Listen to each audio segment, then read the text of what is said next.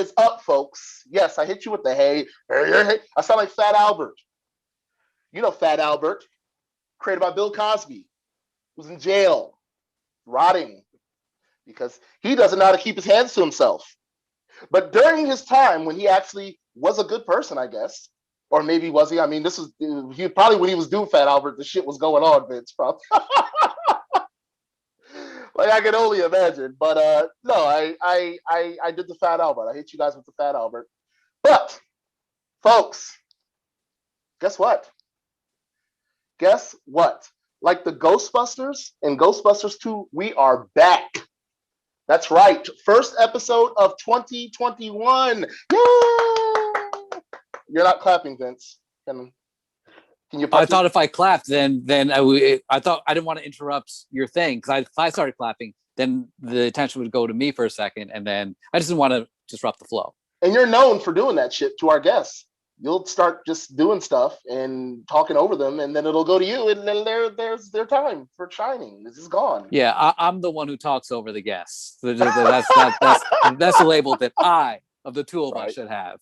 But continue. Oh my God. He's right. I talk way too much. It's sad at times. But yes, you guys, first episode of 2021. I believe we are on episode 8. I believe this is. Our last episode 8. Season 2, our last episode was with our guest Clean, who shout out to Clean, good guy, gave us a great interview. But we have been on a hiatus, folks, since December of 2020, one of the worst years in human history. Human history. That means it was bad. This year hasn't started off so great, but it's a little bit better. We're getting a vaccine. Are you going to go out and get that vaccine, my man? I'm so far down on the list. Like I'll get it when I can, but like I'm not gonna get it for a while. Same here. I think we're the last of the Mohicans here because and rightfully so, because there's a lot of essential workers that deserve to get that first.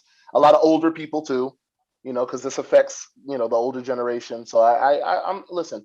I've been safe. I stay the fuck away from people as much as I can. It's just me, myself, and I'm enough for anybody, especially for myself. So I just stay away from all that. But yes, folks, yes, you know where you're at. And with that being said, let's kick this shit off. I am your pie-eating, jabroni beating man with the master plan. I am the master, the man, and I am the ruler of the world. As said by Psycho Sid back in the 90s when he was over as a babyface. I am the high-flying, jet flying Ric Flair, as said by Richolas Flair. I call him Richolas Flair because he's friends. I am the vodka and Sprite drinking. Yes, I've got booze, Vince.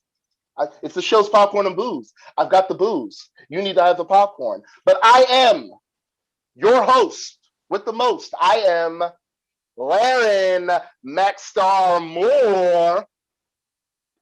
And I am the Prince of Popcorn and the Baron of Booze, Vince Eustace. And folks, you have reached season 2, episode 8 of Popcorn and Booze. I've got that covered, Vince. I've got that covered. In the Red Solo Cup, shout out to the Street Profits.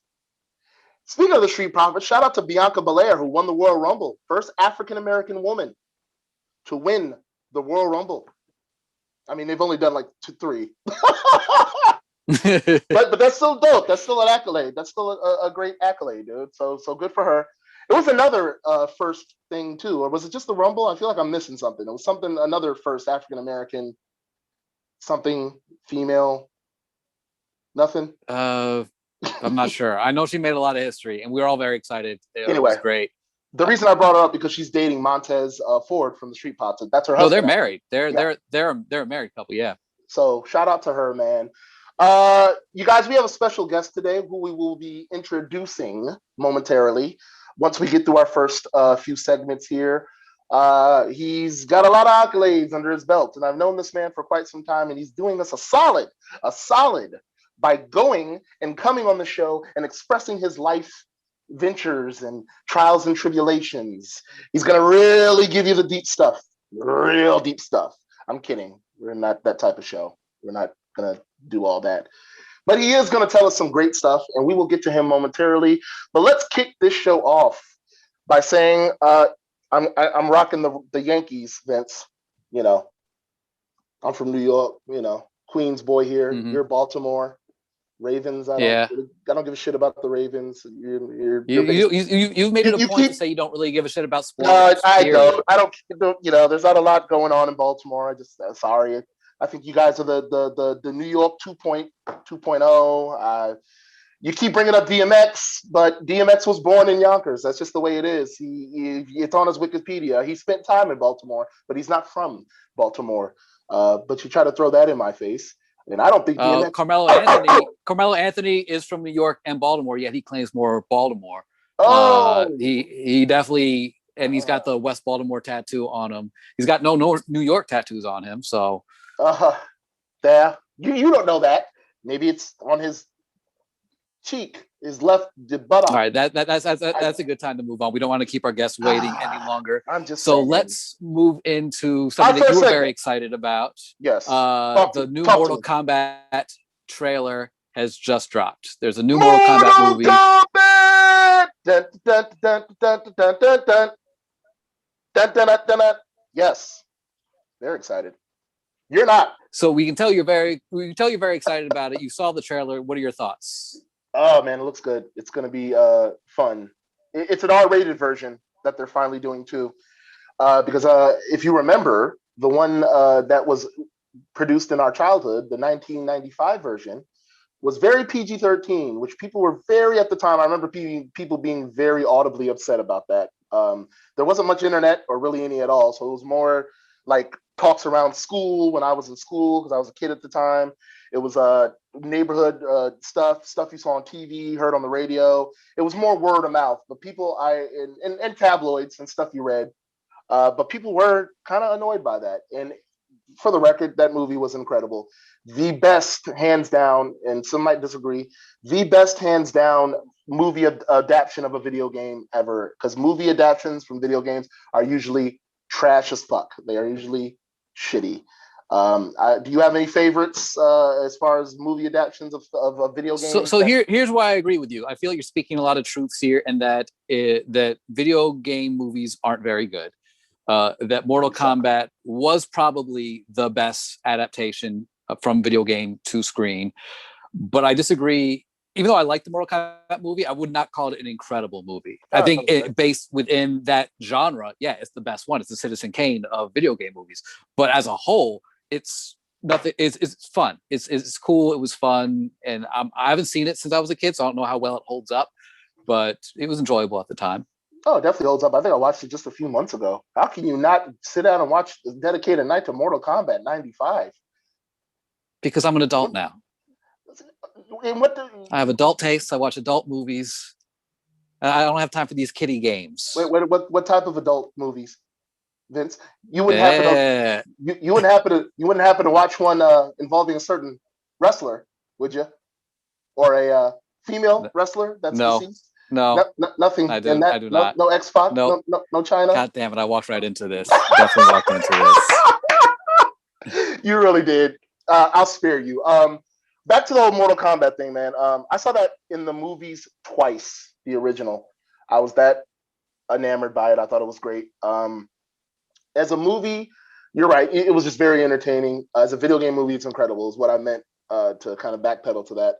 It was just, it is. It's the Casablanca. It's the Jurassic Park of video game movies. It's the OG.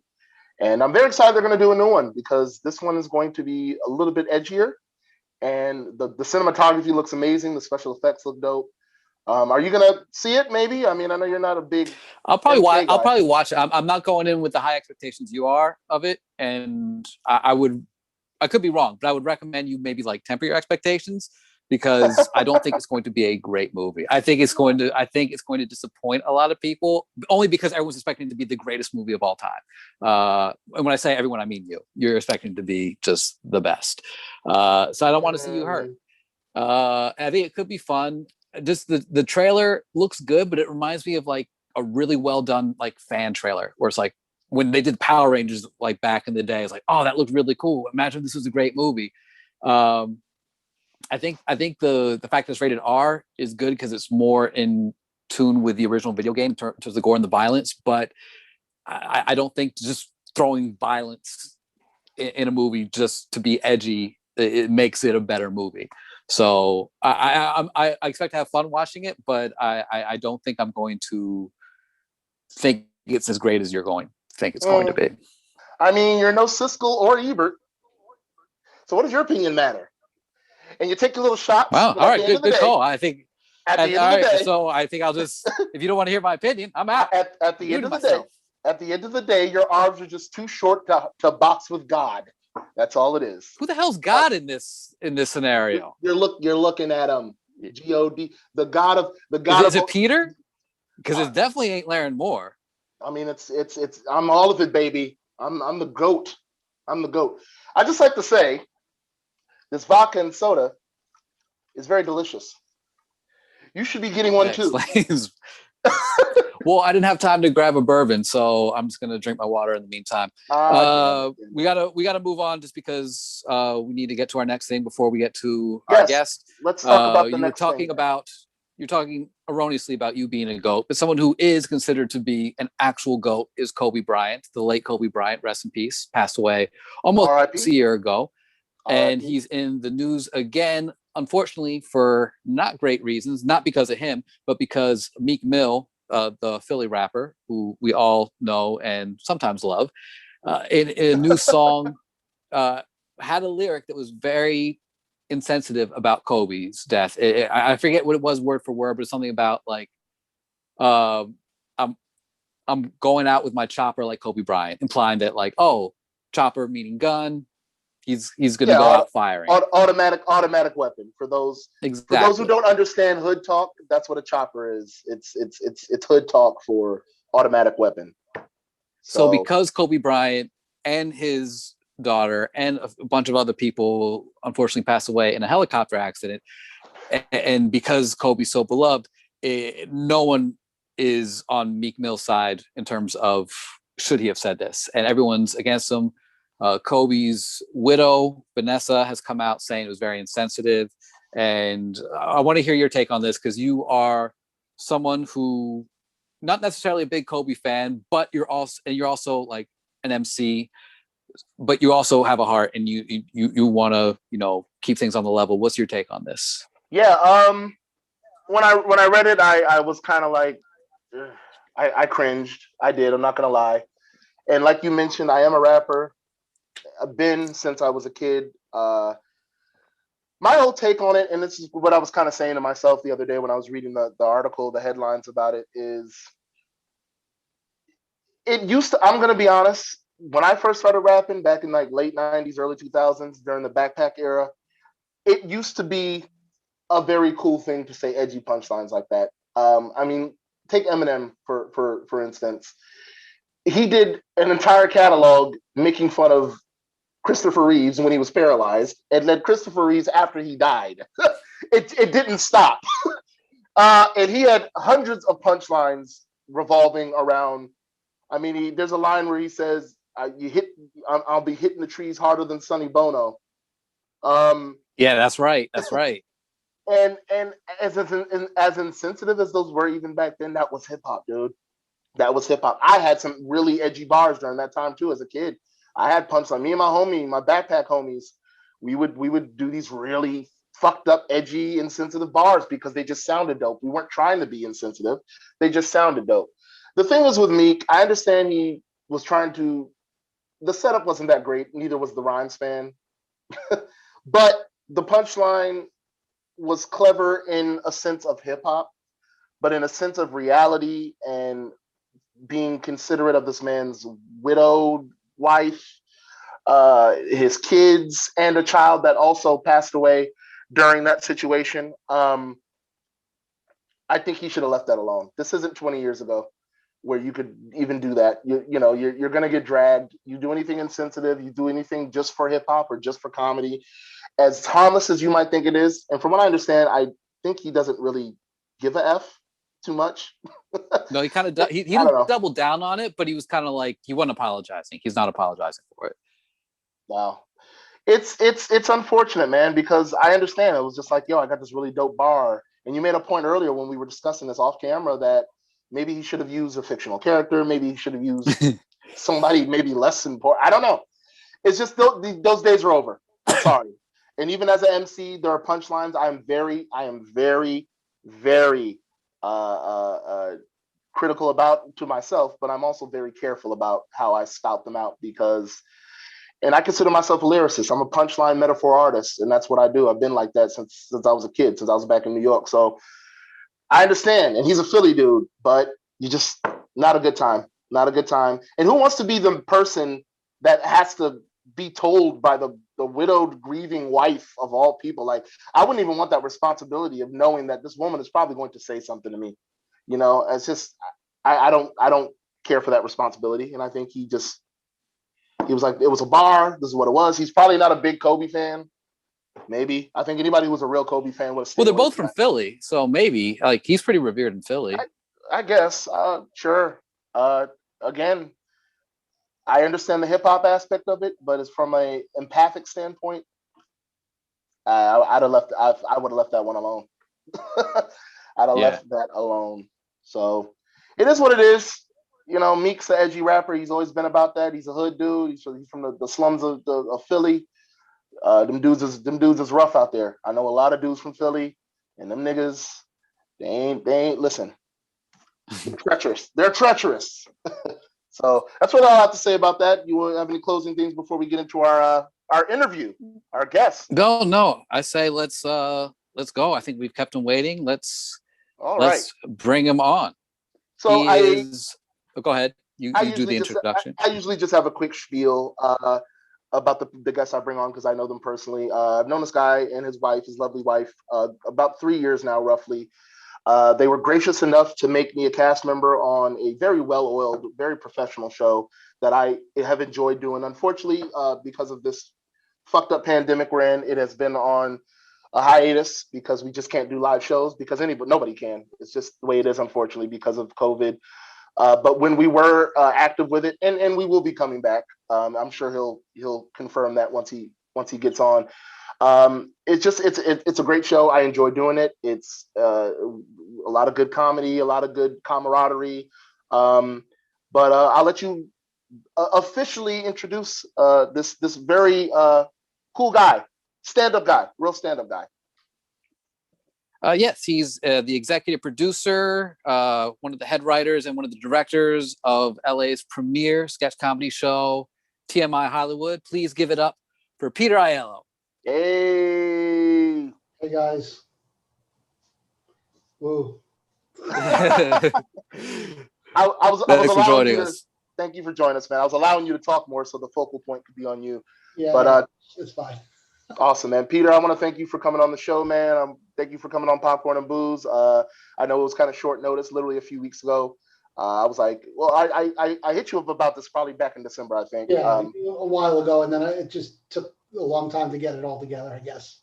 No, and that happens. I mean, you are running a show that I'm a part of, and even during a pandemic, you're still running a full-fledged functional show. And if I haven't said this, I'm going to say it now. I commend you and Veronica for doing that, by the way, for keeping this ball rolling. I mean, it's like anything else. I mean, there was just a lot of free time once the pandemic hit, so I just had to do something. So, we couldn't do live shows, so we did a live show. It's the only difference is now it's a live talk show 5 days a week that we somehow or another turn into a podcast after it's all said and done. And so that's it. I mean, it's out of necessity more than anything else because, about a week into the pandemic, I just didn't think that like I could spend all day doing nothing, which is funny because now I wish I had because I really don't enjoy. Like right now, I'm sitting in the same chair I got in at about 9:30 this morning. I have not gotten up other than to pee and to just check in with Veronica a couple times. I haven't got out of this chair since 9:30 this morning. So yeah, I wish I'd kind of chosen to do nothing instead, but I guess I just couldn't do it. I guess the only question is, are you wearing a diaper? No. Okay, I got up to pee once in a while. So Oh, you did. Oh, okay. yeah. I thought you were just like, fuck it, I'm gonna piss on myself. I actually got up in the queue while you guys were talking like 5 minutes ago. I was hoping you weren't going to go to me too quickly. Listen, Vince tends to rush us along because I get to talking, it's just the gloves are off. I did want to say there was a point I was going to make, and I've completely forgotten about it. Yeah. It'll come to me again. No worries. But I'm going to open the interview up with basically saying it was something regarding TMI, and it was actually a really good point I was going to bring up, and I've completely forgotten. But let's kick this interview off, man. And again, thank you for coming on. I usually started off with kind of an upbringing, childhood kind of scenario, and then I usually kick it off to Vince. Vince, more or less, is the kind of proprietor of the interview. I kind of dive off of him, and we go back and forth. But once in a while, I do jump in there. But I do like to start off the interview with, if you're comfortable talking about it, and how was your childhood back in New York? Because that's one thing we have in common. I'm from Queens. Where are you from? You're from Brooklyn, right? No, originally from Queens. You're from Queens. That's right. We talked about that. I was born in Manhattan, but lived in Queens until I was, I think, 6. What part? What part? I'm from Laurelton. The only time that I would obviously remember, because I was old enough, we lived in Rego Park. And then my parents bought a house in the suburbs, and for like 6 months while they were fixing up the house, we stayed with my grandmother in Corona, Queens. Oh, nice. Yeah, been through there all through my childhood. Yeah, haven't been back in a minute. I miss New York a lot. But tell us a little bit about it, man. Your upbringing, your family, your parents' house. It's I mean, not a lot to say. I mean, my parents probably shouldn't have had children. I mean, they were not incredibly nurturing parents. My mother has gotten much better over the years, but definitely they were not the model version of parents. They would not have had a TV show about being parents, years ago. It would have been probably because there wasn't cable back when I first grew up. So yeah, they definitely wouldn't have had a show. It was me and my mother and my father originally. My mother got pregnant with my sister. That's why we ended up moving out to the suburbs. My father was a stockbroker and then an investment banker. And so when we moved out to Westchester, New York, we were probably in the area that I grew up in, we were the only Italian family from that area for a long time. So of course, because my father made a good living, we lived in a pretty big house. They immediately, all the Irish, good Irish Catholics immediately assumed that my father was in the mafia. And so they didn't want their kids playing with me. Which that just makes me think of Goodfellas and A Bronx Tale. What it was really was that, one of the things I learned as I got older is that when you live a really sheltered life, you kind of you kind of assume stereotypes are real. So if you've never been around whatever the ethnicity is, whether it's Italian, whether it's some kind of form of Asian, whether you're a Black person and you haven't been around somebody from another race or another nationality, you're just going to assume that the stereotypes are probably true. And, I'll say 7 out of 10 times they probably are true. But in our case, no, my father wasn't in the mafia.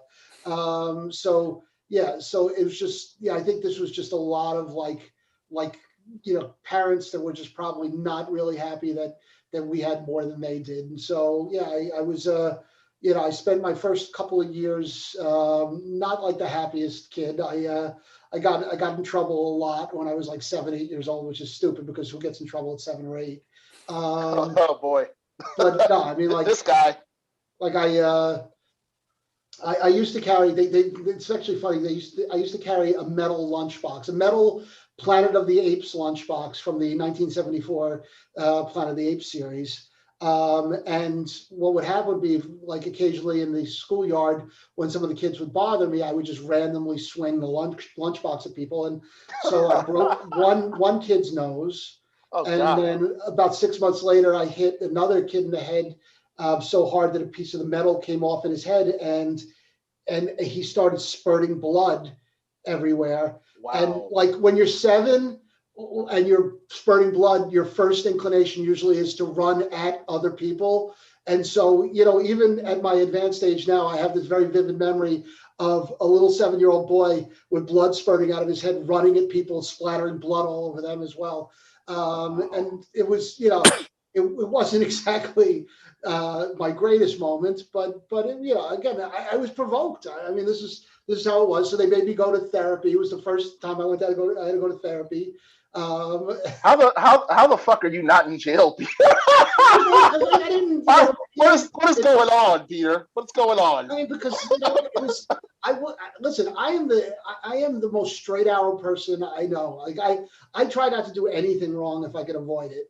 And you know, but like when you're a little kid and people are bullying you, like look, the generation that exists now, they, you know, and I hate to sound like the get off my lawn guy, but the generation of kids that are out there now, the only way they know how to deal with being bullied is to, you know, close their internet, like which they can't do. So that's why most of them end up, you know, either killing themselves or end up like, you know, becoming bigger assholes than the people that are bullying them. You know, but like when you were a kid my age, when I was growing up, you either did one of two things. You either let people continue to bully you, or you made sure that they weren't going to bully you at all anymore. Yeah. You know, and so I just kind of chose the latter. And then the funny part about it is all the people I would hit, you know, I ended up hurting with my lunchbox. They all became my friends. And I think it was probably because of the fact that I didn't let them push me around anymore. And then of course they also they took away my metal lunchbox. They made me get a plastic SWAT lunchbox, so I couldn't hurt anybody more after that. No, I mean, I have to second that notion because honestly, you know, I'm you know, I'm a little younger, but I'm a child of the '90s, and it was pretty much the same thing in the '90s. If you got bullied, you either dealt with it or you fought whoever the fuck was fucking with you. There was no, you know, I got bullied profusely growing up, and in junior high, all through high school, and I kind of just took it. You know, there was no telling teachers, there was no internet like report, you know, like there was none of that. And you kind of had to, like you said, I held your own. I unfortunately was one of the ones, you know, I was scary as a young, and I got older and grew some balls, and all that bullying shit stopped. But no, it was that was it. You either stood up for yourself or you dealt with it. You know, these kids these days are very privileged and very spoiled to where they don't really have to deal with that. You know, no, they're just precious. They're not, it's not that they're spoiled or they're privileged. It's that anything that any moment of discomfort in their lives, you know, is just like the most tragic thing in the world. That's why, like in its own way, the pandemic was a very good thing for millennials and for Gen Zs, because it's the first time in their lives that they couldn't they couldn't ask their parents to get them out of the mess they were in. You know, because the parents were dealing with the pandemic as well. Not that I'm saying the pandemic is a good thing. I'm saying that, you know, maybe it'll make some young adults grow up a little bit faster, because if not, you know, the hardest part about being an adult in this age is that, you know, because of the two factions of our country right now, kids are either being brought up as gigantic pussies or gigantic bullies, and there's no in between. There's no like, you know, somebody who's kind of like a pacifist in the middle. You're either like this huge complete hard-on prick, or you're the one that gets beat up by that kid, and that's all there is. Yeah, no, I agree. Vince, got a follow up to that, good sir? So growing up in New York, I see that you moved to Los Angeles in 2010. I was curious what drove you to make the move to Los Angeles, because in terms of pursuing a career in writing, like New York's pretty good at that too. You could do some stuff there. So I didn't know if there's more opportunities in LA, or it's like the weather better. Like what made you come out here? It was a lot of things. I mean, you know, I went when I went to college. I went to college to be a film. I was a film major in college, and I thought that I was going to come out here at a much earlier age. Like right as I was about to graduate from college, a friend of my dad's, who was a mob guy, strangely enough, tells me tells me that he's friends with William Peter Blatty, the guy who wrote The Exorcist.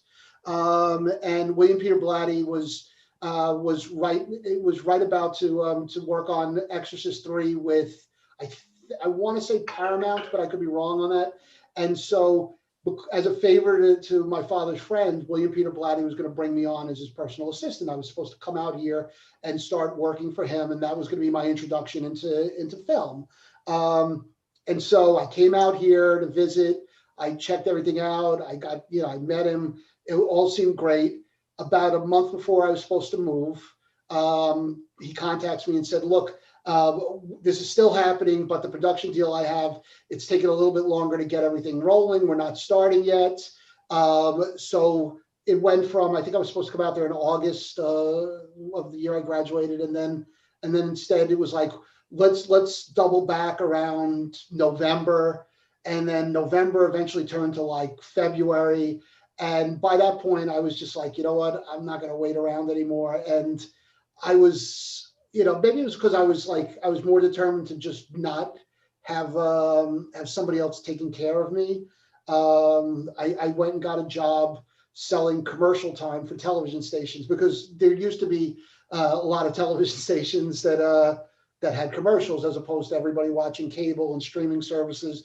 And so I used to work for a company that what we did was like smaller stations and, like smaller parts of the country, they couldn't afford to have their own ad, like ad division. And so instead, what they would do is they would farm out the business to the company I worked for. And what you would do is like, you'd be on the phone with, okay, I've got Procter and Gamble. They need 100, they're called day parts, 100 day parts across a 3-week period in the Midwest. So I'm going to call the station that I deal with in St. Louis. I'm going to call the station in Michigan. Okay, what's our rate right now? And I would negotiate deals. Like that was my job. I never actually got that far, because I was always somebody's assistant before I finally got out of doing that. And what happened was, about a year and a half after I started doing that, my dad, again, my dad has this habit of kind of like inviting himself into my life. And for some bizarre reason, I keep listening. My dad talked to me and said, you always wanted to get into the music business, right? Because actually, even though I went to school for film, I always thought that the place I'd be really good was as an A&R person in music. And so, yeah, I was like, great. So he says to me, well, I'm really good friends with this guy, Pete Bennett. Now, Pete Bennett was, a million years ago, he was the publicist for the Beatles. And so, and he was the publicist for Apple Records when the Beatles started. I mean, he people like James Taylor, like a lot of other big artists from that time, he repped them. So he's like, well, why don't you meet Pete, and then maybe you'll start working with him. And okay, so I quit my job working in television, because at that point I'd been hired by Fox, and it was Fox when Fox had just become a network. So it was just like a complete mess. And so, I mean, I probably would have been running the network by now, because it was such a fuck up when I got there, that like anybody probably could have gotten a job, like a step up. So I went to work with Pete and realized very quickly that all Pete wanted to do was get laid. He was like 75 years old. And that's all he wanted to do. He wanted nothing to do with actually working any longer. And so he used to make me go to clubs with him all the time. And so here I am with this 75-year-old man, and literally all he wanted to do was get laid. And so like that lasted about 3 months. But, in the process of being out with him so much, my father comes to me again and says, you've been going to a lot of clubs. My friend, the mob guy, has a cousin who's opening a club in New York. Why don't you go work with them? You could work in promotions with them, and that way you can kind of meet like a lot of musicians, and maybe that'll be your entrance into the music business. So I'm like, okay, whatever. So long story short, if that's even possible at this point, I went to work for a club in New York City, thinking, well, I'll do this for a few months. And then 19 years later, I realized that I was getting too old to be in a nightclub at 5 o'clock in the morning. And like at some point, probably around 2007, 2008, it stopped being any fun. Not that it was ever really like fun for me. Like I was really like, you would never guess this by talking to me, but I was actually really, really successful in the club business for like 2 reasons. One reason was I never wanted to be like the face guy, because the guy that everybody sees, you know, out front and is the face of the operation, he's got 2 problems. Number one, he's the guy everybody's going to ask for free drinks from, and number 2, he's the guy that if the cops ever come calling, they're going to ask him questions. And so I never wanted to be that guy. So I would be the guy who put the deals together, but I'd be somewhere hiding in the back, where, you know, not in the back because I never went into the clubs, but in like back behind everybody else. And also because I didn't really like clubs very much, I was actually really good at it because I just wanted to kind of stay away from everybody. So I was always watching the only thing that mattered to me, which was the money. And so I did it for, like I said, for 19 plus years. And probably, like I said, the last couple of years, it just stopped being enjoyable. And I started realizing no matter how much money you make, like if you're at all unhappy with what you do, you'll probably take that money and spend it. Some people go the route of spending it on drugs, alcohol. Not me. I spent it on nonsense. Like I spent on fucking CDs and DVDs, and, you know, traveled a lot, did a lot of that stuff, which was good. But like at some point you just you get older and the people around you get younger. And like for me, with like when I got into the club business, there was still kind of like how would I put this? It was after the age of like clubs like Studio 54, that it was all about presentation and all about like big events and everything like that. But you still had an air of that. So when I first got in, you know, I was putting together pajama parties and all kinds of like crazy events, and it was fun. And by the time I got out of the business, it was pretty much, you know, it's $25 to get in unless you want to buy a table, and that's $350 or $400 to get the table. You know, if you have a group of 10, I'll take $5 off.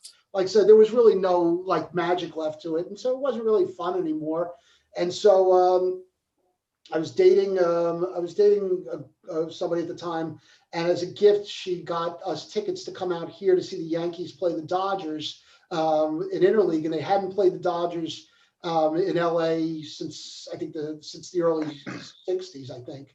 Or probably like since the World Series in '81 would probably have been the last time. So they hadn't played the Dodgers you know, out here. So it was a big deal. So she bought us tickets to come to LA and got us tickets for all the games. And we got out here, and originally we were coming out here for 5 days, and we ended up spending 3 weeks out here. And, you know, at the end of near the end of 3 weeks, she came over to me and she said, you don't want to be in New York anymore. I heard about this writing course at UCLA that you could take, that it's not a graduate course, but it's like a professional course in the sense of you have to get accepted to the program. So I had to do a writing sample for them, and you had to go for an interview. So we're still there. So I said, okay, whatever, I'll do it. So I wrote a quick like 5-minute script. And then I sent it in, and then they set up the interview with me. I went in for the interview, and then I went back to New York, not thinking anything of it.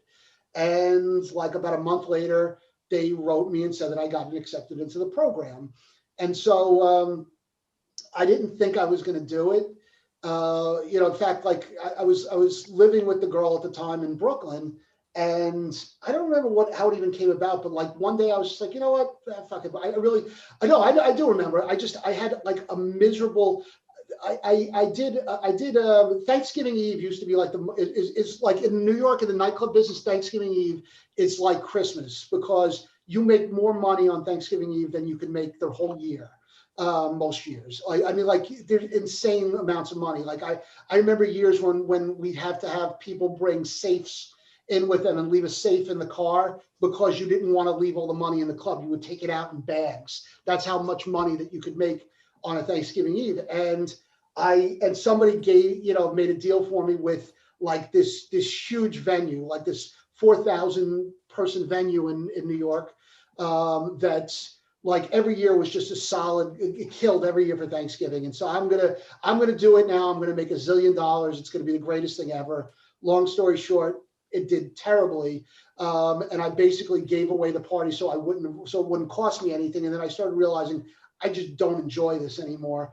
And so, you know, that's where the spiral came in. But what finally made me make the decision to come here was, you know, I just didn't want to be in, you know, in a club. So it's actually, after 19 years of doing this, the last night I ever spent at a club, I went to the club, opened it up, got in my car, went to the movies, went to like a midnight movie, came back at like 2:30 in the morning, closed up, left, and then the people I worked with never saw me again. Because I literally decided on a Saturday night that I was coming out to LA on Monday for my first class. So I got on the plane on the first day of the class, came out here with a bag, with one bag. I called my family from LA to tell them I'd come out to LA because I hadn't even told them I was doing this. And then I lived at the W by UCLA for like 3 weeks or something like that till I found somewhere to live. And then my ex-girlfriend at the time came out here, and she and I just, you know, we found a place. We were actually living in Lindsay Lohan's old house, which is funny because we didn't know it was Lindsay Lohan's house until I was sitting on, they had a little patio in the front of the house. And like every morning I'd be out there, and every morning I would see like a tour bus show up, and I'd hear somebody like, you know, directing people to look in our direction, and they're taking all these pictures. So I call up our real estate agent and I said, is there any reason why tour buses keep showing up at the house? And she said, you didn't know? And I'm like, no, I didn't know why. And she said, well, you're living in the house Lindsay Lohan lived in when she was a lesbian. Why? What does that have to do with it? Well, because that's what it was. Because that was like, the big deal was Lindsay Lohan was a lesbian with Samantha Ronson, Mark Ronson, the producer's sister, and she lived in this house. And it was funny because then for like the next 6 months, if anybody, like if I was talking to any of my friends from New York, and they were like, oh, so where you living? I'd say, just go on TMZ and put in Lindsay Lohan house Hollywood. And I literally, my house was in pictures, like the interior of the house, everything else. And so I lived there for a while, and then my girlfriend decided she was going to go back to New York for 2 weeks, and then came back 2 years later. Well, but I'm probably skipping ahead, so go ahead. Yeah, just so that's why. So yeah, I came out here to take a class, and so that's how it started. I wanted to ask real quick. That's an incredible story. I mean, just thinking the progress into it's a whole transitional, like it's a machine to uproot from one state to another. People don't realize that, especially when you're trying to pursue your dream. Before we get into any of like Second City and TMI Hollywood stuff, which I'm sure Vince, that's probably his next lead in, maybe. I just wanted to ask your current wife, Veronica, very lovely lady. How did you guys meet? I think I've heard the story. It's been a while. I think to myself, out of curiosity, I always think, I know you guys have been married quite some time. How did that all come into fruition? That and she's now your partner in crime. She helps. She not only helps, but she is an intricate partner in this whole thing. Just not just in life, but as a business partner, she has helped you flourish with this. And I'm just curious, some of that backstory. Well, no, I mean, it's like I was saying before, my girlfriend that I came out here with said she was coming back to New York for 2 weeks to visit her family, and then pretty much was gone for the next 2 years. And so, which was good because she was kind of like the devil, so it was okay. Like probably about 1.5 years in, I thought to myself, she's probably not coming back. And I might want to start dating again. And so and I'm like the kind of person, I can't talk to anybody the only people I talk to are people that are doing what I'm doing.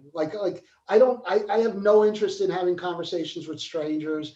I have no interest in if people start talking to me about something that's happening in their life, my eyes kind of glaze over, not because I'm not sure that what they're saying is really interesting.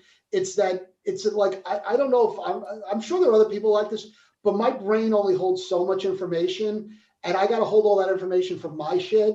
So it's like, I mean, and I know that probably sounds so horrible, but there is a grain of truth in that it's like, I have just so much attention for anything else that doesn't involve me.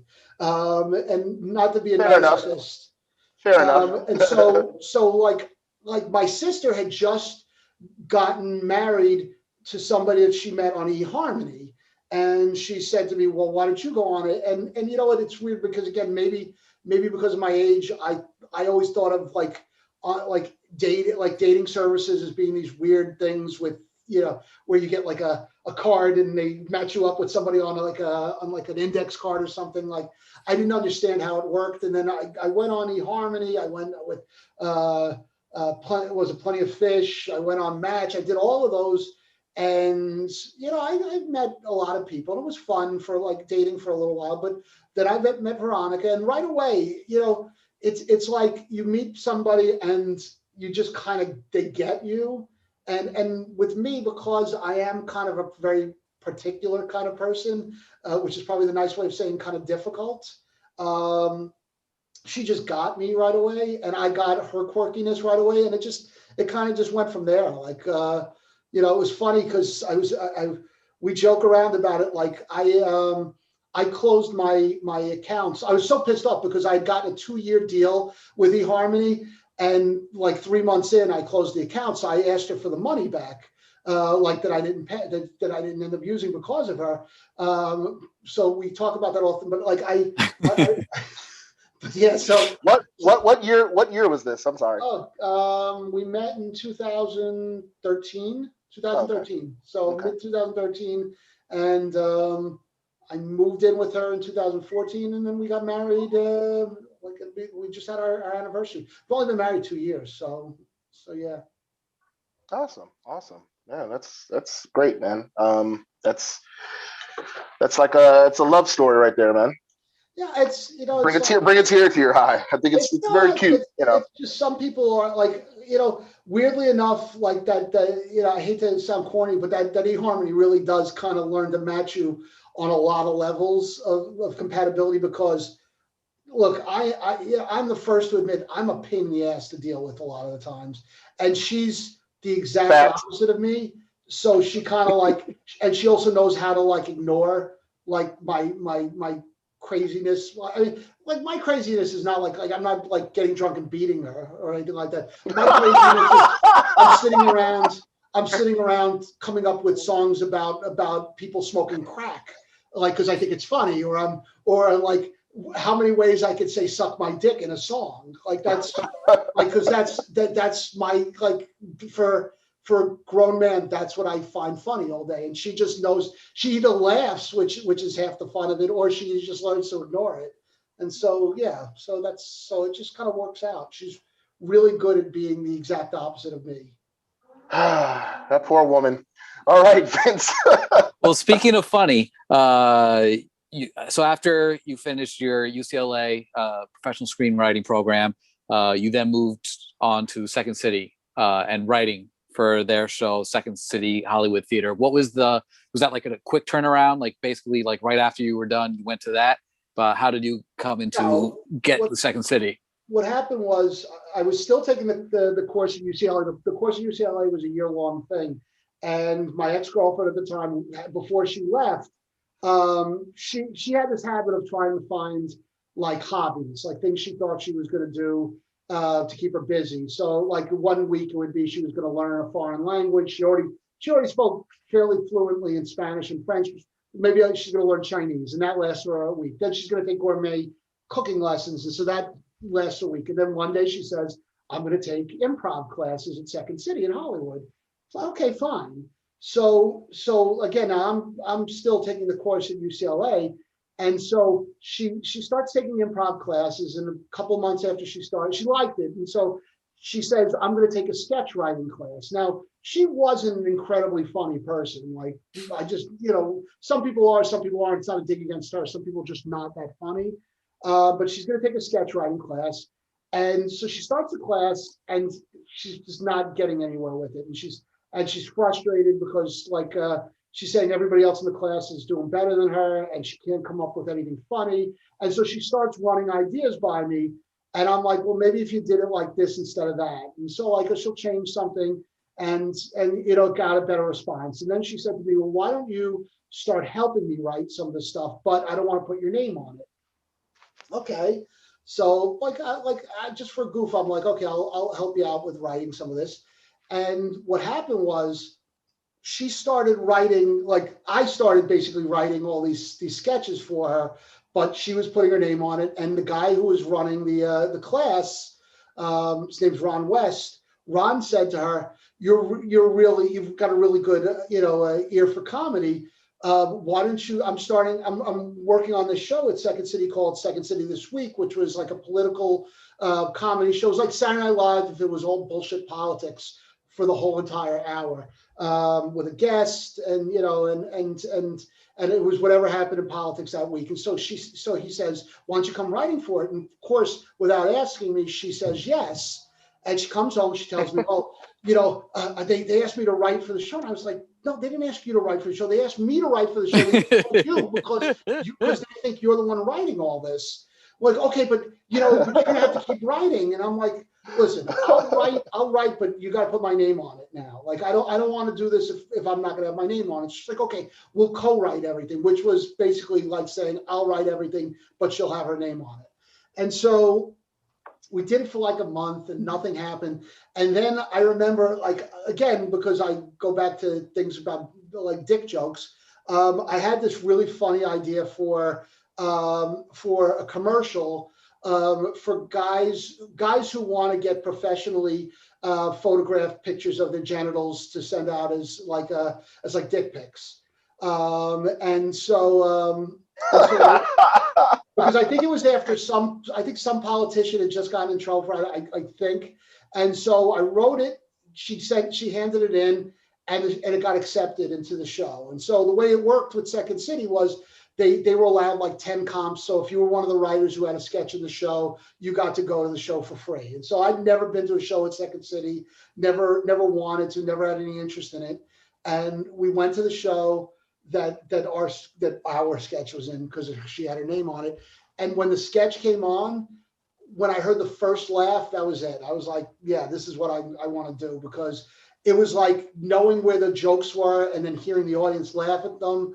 It was like, yeah, this was the greatest thing I'd ever had. I mean, because every other job you have, it's delayed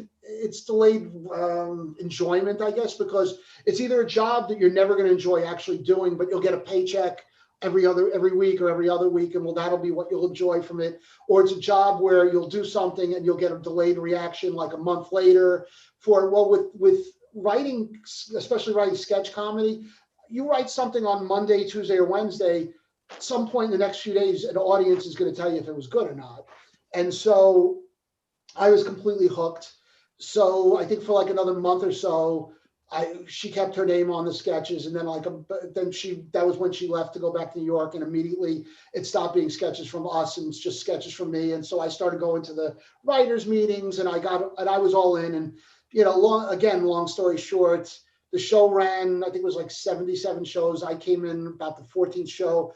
By the last 6 months of the show, I was writing probably like a quarter or half of the show. And there was two other guys who were writing most of the rest of the show, too. And so we were basically the de facto head writers without getting paid or a title. And I remember it was really funny because we would get like pseudo celebrity guests, not, nobody like big. But 1 week we had Sharon Lawrence, who had been on, NYPD Blue, and had a bunch of other very attractive, definitely the definition of what the word MILF was meant for in her time. And she was still very attractive, at that point. And the show she did, I just had a great week. And like the show would have, I think, 12 sketches in it. And I wrote, I think, 7 out of the 12 that 1 week. And so at the end of the show, everybody would go to this bar around the corner from Second City, Bordner's. And so she comes over to me and she says, everybody tells me you're the person I should be nice to. And I said, why should you be nice to me? And she said, because they say you're the one that's probably gonna be offering me a job in a few years. So I have to be nice to you. And she legitimately, a woman that I'd seen on television, flirted with me. And I was like, this goes to show you that if you have any kind of like cachet in LA, you can get power and women and everything else. And so it's like at that point I'm like, again, I'm already all in, but now I'm like all in because because not that anything happened with Sharon Lawrence, but it was clearly one of those things that, like, this is a woman who would probably spit at me if she saw me outside of the context of what we were doing. But in that moment, I actually was sexy because I wrote seven stupid fucking sketches for a show she was in. You know, and that's how it started. And then the guy who was running Second City this week thought that he had more clout at Second City and kept demanding things to the point that they finally were like, you know, fuck you. We don't need you to do a show here anymore. And so they basically canceled the show and the show was going well. And all of a sudden now, all of us, like it was like a slow burn cancel because we were canceled 2 months before we actually were canceled. So we had to keep doing the show, even though we knew that they were getting rid of us. And so in the time while they were you know, transitioning out of us, they pulled me and the 2 other guys who had you know, done most of the writing, and I guess as a fuck you to the guy who ran the show, they try to convince us to take over that time slot and basically just keep the show going, and we didn't want to do that. And also, yeah, I'm all over the place. We had already started doing another show there. So I was writing Second City this week on Saturdays, but every other Friday I was writing a show called The Kuntz Family Hour, which was, it was like, probably neither one of you are old enough to know this, or maybe you know this, but you never saw it probably. Years ago, ABC had this bright idea to give the actors from the Brady Bunch a variety show called the Brady Bunch Variety Hour. And like, it's funny because like, I've always said when you look at a show like The Simpsons, you can look at it from 2 angles. You can look at it from a kid's standpoint and say, oh, look, it's a cartoon. And you can look at it as an adult and say, oh, look, it's a lot of social commentary that's really meant for adults. Well, yeah. It's the same thing happens with the Brady Bunch Variety Hour because I you know, like how you get recommendations on YouTube. YouTube recommends you might want to watch this video. So one day I get like the Brady Bunch Variety Hour as a recommendation. Like, I don't know why they would think that's something I'd want to watch, but I said, how the hell would I put it on? And it was funny because when I was a kid, I remember watching it thinking, oh, cool, the Brady Bunch is singing and dancing. But as an adult, I saw it and said, oh my God, these people are hanging on to the last rung of notoriety. Like this is their last moment of fame, and they're going to squeeze every like second out of it they can. And you could almost see it in their eyes. You could see the desperation that was there. And that's where the Kuntz family came from. The Kuntz family was this idea I had about this fucked up family. Like they were actually a real family that had a show on network television, and the show got canceled. And now they've been brought back by like this 4th-rate TV network to do a variety show. And the thing is, like the father is like an angry racist who might also be having sex with his younger daughter. Or older daughter. The wife is she's like high all the time, and she just like completely hates him. The older daughter, like I said, might be sleeping with the father, and she's just basically a whore. The older son is bitter because he was the one who almost broke out. Like he had like a pseudo hit song on his own called "She's a Hole in My Heart," and then the younger son. The younger son is closeted gay, but he doesn't. But he thinks nobody realizes it. And the younger daughter had died, so they replaced her with somebody who's, I guess the proper term would be mentally challenged. And so the whole idea of the show is that you'd see the show in 3 different ways. Like like it would open up like a real show with the and now the Kuntz family variety hour, they'd come out and they'd sing "We Are Family" at the top of the show, and then it would go to commercial, and then when the commercials would happen, that's when we would do the storyline. And our storylines, like, because we were doing this really buttoned down other show at Second City that was Second City, like for the most part for 50 plus years, is like a suit and tie and dresses for women thing. Everybody's standing around behind a chair doing very proper comedy. Well, we wanted to be the antithesis of this. So our episodes were things like the show has been sold to Telemundo and now we have to do the whole show in Spanish. Like, oh my God, like some of the dumb stories we had. The somebody who was in the army with our main character. He comes back and tells him he hasn't seen him in years and tells him he's gay. And then our main character, Harry, thinks that his son must actually be the gay guy's son because his son's gay. And as he said at one point through the episode, to his wife, he said to his wife, whose name was Maura, remember that time when I got you really drunk and you fucked everybody I know? And so like he was under the impression that maybe the gay guy was his son's father. So that was the kind of episodes that was the storyline. And then we would have sketches in between that were part of the actual show. And then we would do musical numbers. So it was like this insane thing. Like it was like we would do like these theme musical numbers, like songs about places. So you'd have Empire State of Mind into Oklahoma, into California Girls by Katy Perry. So it was the weirdest show, and it was like just the most fucked up things. I mean, we had sketches about people pissing in each other's mouths and just the most fucked up thing. Like I'll never forget, Second City wanted to cancel the show because the woman who ran the theater said that we were pissing all over her, the reputation of Second City. But she wouldn't cancel us because now that gets to where the whole thing happens with Second City this week. They cancel that show, but they want us to stay around and keep doing the show. So we told her, well, number one, we can't do the same night because we don't want to like piss off the people that we've been working with. But I had this idea. I was like, you know what? We've been doing politics for the last year and a half. Why not do the complete opposite and do nonsense gossip stuff and entertainment? And we'll do like a whole show based on like what you see on TMZ. And so I pitched them the idea.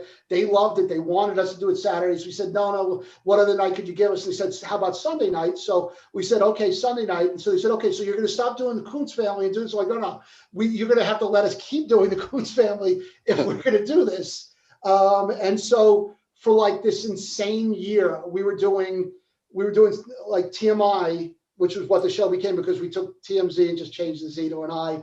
And we were doing that every week, literally every week, and Kuntz Family Hour every other week with it. And so we were doing these two shows at the same time. And like for the first year that we did TMI, we did I think 46 shows out of 52 weeks. And we did like another 23 Kuntz shows during that same time too. So it was like this insane amount of creativity and work. But it was fun, and that's kind of how it all started. Like we just, it was just me and the guys that I really liked writing with. We wanted to do something different, and that's kind of how it started. When did that's interesting, and I didn't join the cast till much later. But it's interesting hearing that. It's interesting hearing that story because I had a short tenure with Second City, which I'll get into in a little bit. It's a funny story that we've talked about. Me and Peter and his wife have joked about many a times. My introduction to TMI. Second City is a very interesting place. It sounded like it started off really well and things were going well for you and your writing partners. You've told the story many a times. How in depth you want to get into it is entirely up to you. When did things kind of genuinely start going sour with Second City to where, and I'm sure Vince will probably piggyback off of this because we're now going to get into the transition into TMI becoming its own entity. When did things kind of go sour? Like where did you feel it's not working out here at Second City? Well, it was kind of like remember I said the thing about it being a slow ending for Second City this week. It was kind of the same thing with TMI. What was happening was, we were like whether it was because the show was actually really good or whether it was because I had like a lot of really motivated people with us, we became like the biggest thing at Second City. And by biggest thing, we were overselling the theater every Sunday, like to the point that you would have people sitting in the aisles. They'd have to bring in chairs, and the show would be like this insane amount of people. Every show. And it was so weird because we never understood why it was like that, because we would go into Saturday afternoon because Second City loved to tell you how few tickets you sold all the time. That was, they, you know, because at the end of the day, it's still a business. As much as like, look, I have a lot of negative opinions of Second City, but one thing I'll always give them credit for is that they do foster an environment where you can put like creative people, you know, on stage to do things. And so it was a great place to kind of like learn how to do what we're doing. And trust me, we needed to learn what we were doing, because you know, there's a way big difference between doing something once in a while and then all of a sudden doing it all the time and having to be in charge of it. You know, like the learning curve of going from doing, you know, being one of the writers who doesn't make any of the decisions, just writes everything, to like a month later, now all of a sudden you're not just the writer, you're also the executive producer, you're the guy casting people, you're directing a lot of the shows, and you also have to deal with the politics of the place. It was one of those things where I was really good at certain parts of that. Like you put me in the room to deal with the show part, I'm fine. Like I kind of like, you know, I don't know if it's maybe just I spent a lot of years watching Saturday Night Live and I'm a sitcom junkie and I'm a pop culture junkie. And so because of that, I have all these references that maybe make for somebody that can be funnier about certain things. Like if you want to say what I do is funny, but I'm not really good at the politics side of it. And so one of the problems we had from early on at Second City was that we would do auditions every 6 months for new cast members, and our auditions were insane. We would have 200 people come into audition for us, you know, because like everybody at Second City wanted to audition for us, but then we'd get all the people from UCB and all the people from IO and just regular actors.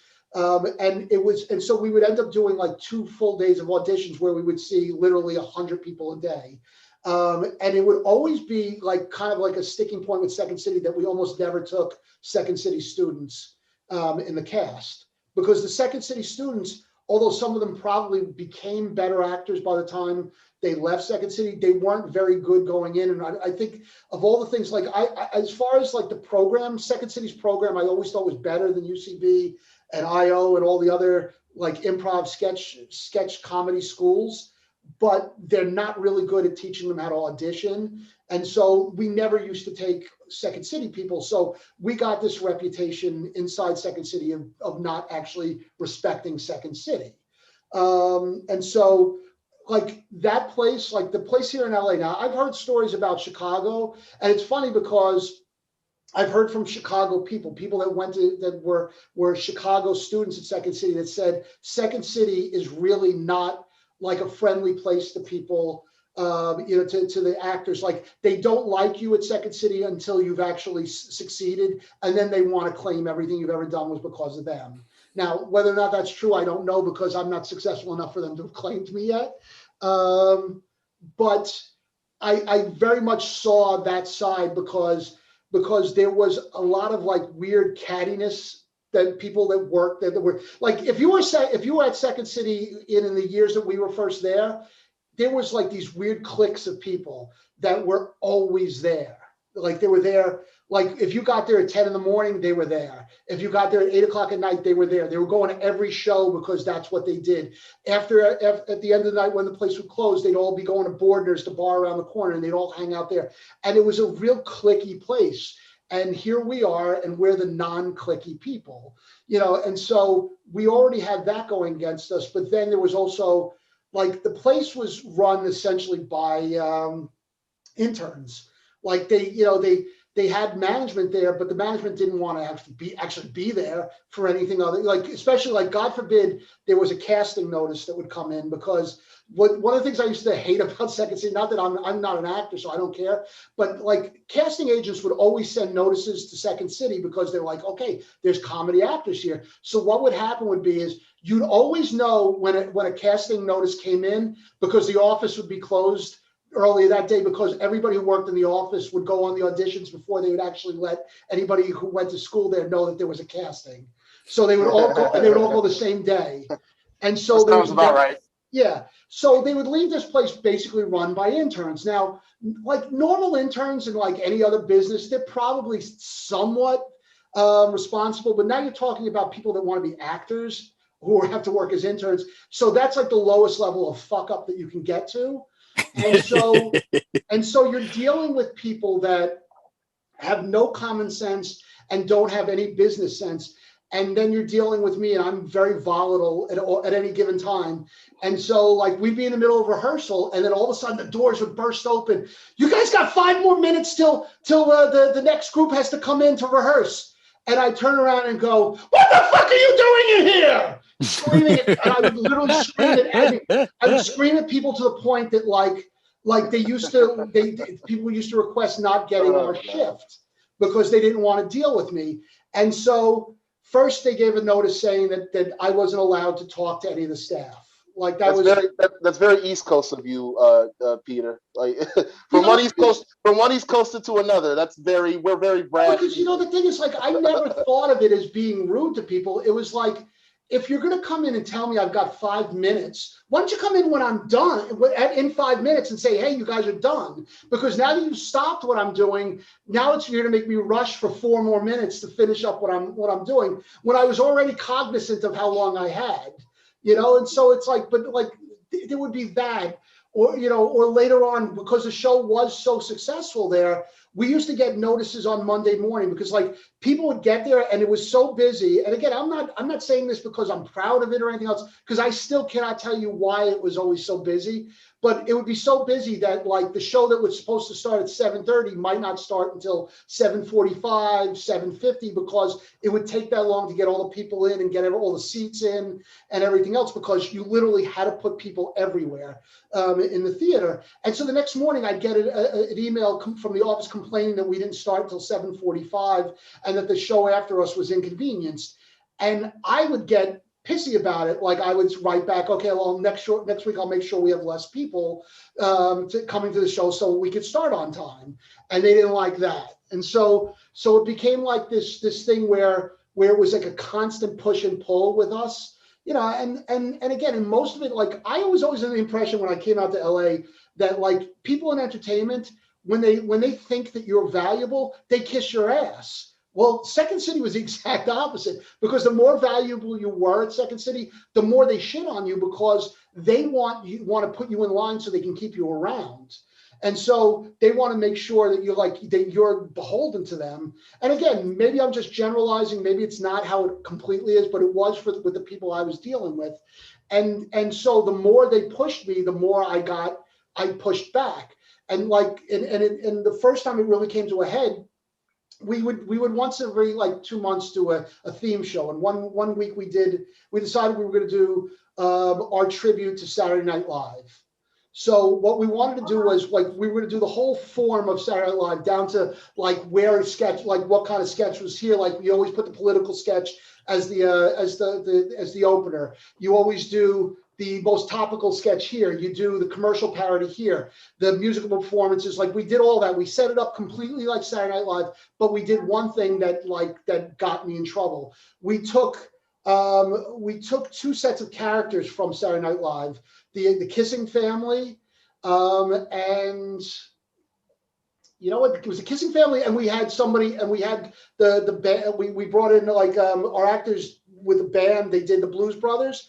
And Saturday night, and so we did this, and it was always true. We wrote the material ourselves. It wasn't like it was their material, but the characters and the ideas was Saturday Night Live's.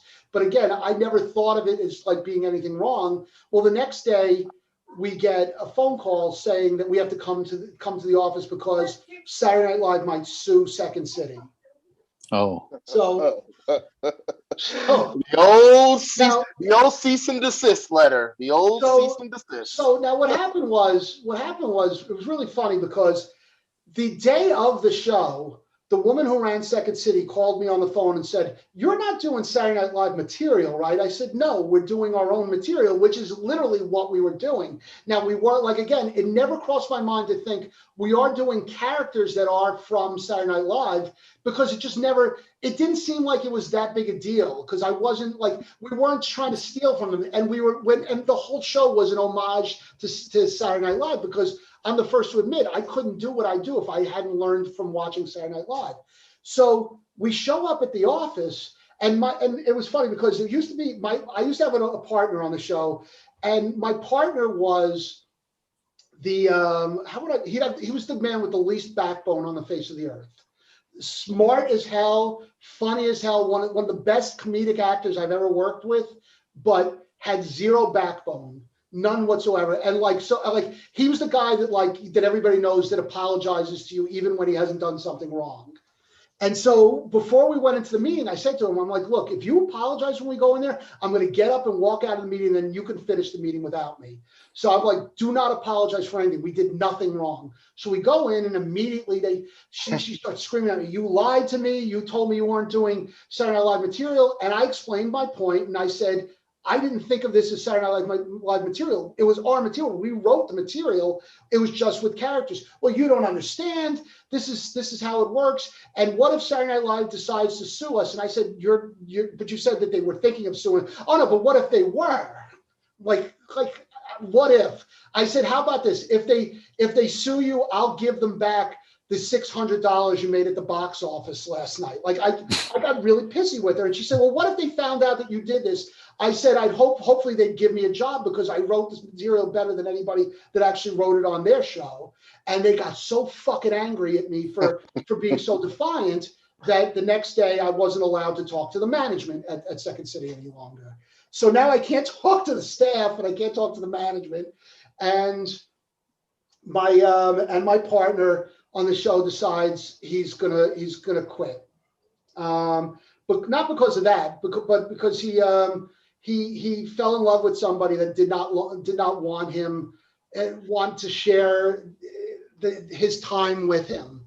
And so he decided he was going to quit. But we were still at Second City. But what had happened was real quick, Peter, is this the guy in the story you said he would write some horrific gay sketches? Oh yeah. And he himself was gay. Yes, my partner at the time was gay, and he would write like these horrifically like homophobic sketches. And you know what? He'd always do it under the guise of, well, I'm gay, so I can get away with it. And then what would happen was, and again, this is why I say like Second City is a good place to learn, because one of the greatest lessons I learned is that, you know what, just because you're with somebody else that can quote unquote use like certain things as a shield to avoid problems, you can't do it too. But, you know, I grew up on Howard Stern. And so, you know, like when I was a kid, you know, Howard Stern was doing Gaytanic and like all these like gay parodies of movies. I started writing them too. And the thing was, I'm a straight man and I'm writing like these horrifically homophobic things. And you know, in retrospect, it was wrong. It was really terribly wrong. But the thing was, you know, like it was never written with malice. But yeah, my partner was, you know, well, he's not my partner anymore, but he still is a gay man, I'm assuming.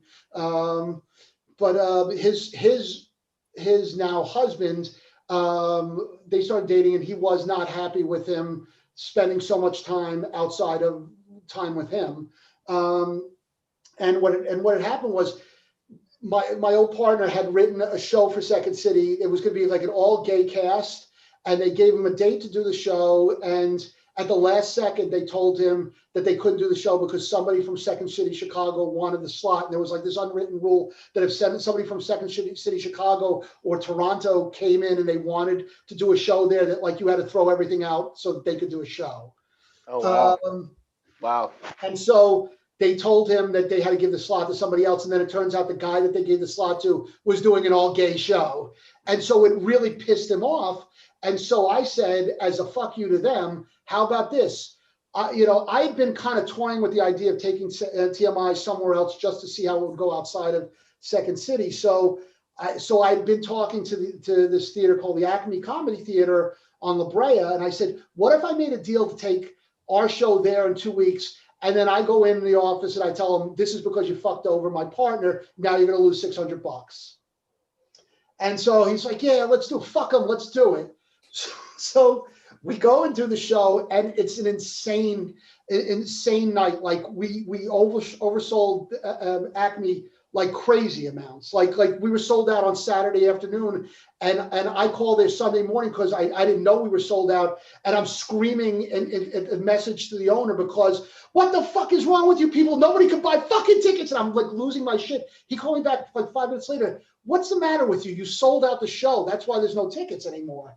So so we do this great show, and at the end of the show, I noticed that my partner is like, he seems like upset, like he's not happy about how well the show goes. So I just chalk it up to him being moody, whatever. And a couple of days later, he calls me and he tells me that he's leaving the show. And so now I'm in a conundrum because I can't talk to Second City. I'm the only person who really has any authority any longer because now he's not a buffer for me any longer.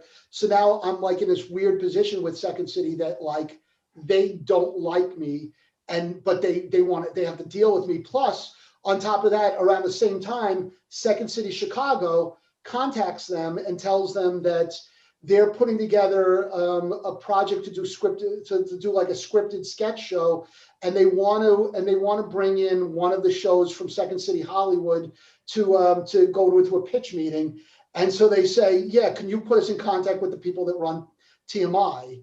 And that fucking infuriated them because the way Second City works with shows is that you're one of two things. Either you're somebody that's essentially renting out the theater, which means you give them all the money, or you're a Second City branded show, which means Second City owns the rights to the show and they kick back some money to the people involved. Well, we never wanted to be a Second City show because to be a Second City show, they would have had some kind of like creative license over what we did. And so we chose not to go that route. So we were not a Second City show.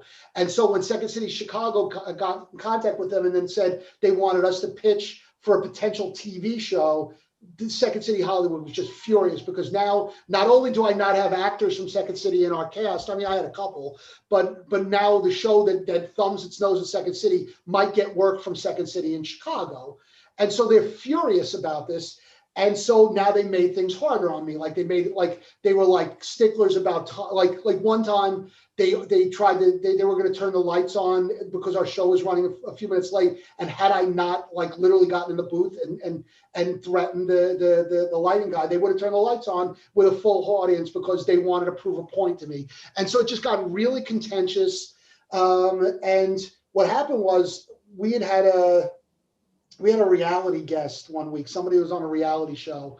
And a couple of weeks later, they contacted me and they said, yeah, we've been doing work with this studio space and they're looking for some scripted stuff, somebody who could crank out a lot of content. Would you be interested in coming and talking to them? So I said, sure, we'll go. So we went and it was like this place, they were trying to harvest like YouTube views. So what they would do is they would try and get a lot of people, create content for them, put it all under their banner and then dole out cash based on that. So they made a deal with me to bring TMI to them, and we were going to do a studio version of the show. And it was kind of cool because they had 5 cameras, they had green screen, they had all this stuff. And so I'm like, okay, this is the next extension of what we're going to do. And just after, like when they asked us to do it, that's when my partner left and he didn't even know that I'd been talking to them. So he leaves. And now I decide, okay, what we're going to do is I'm going to tell Second City in like 2 weeks that we're doing this.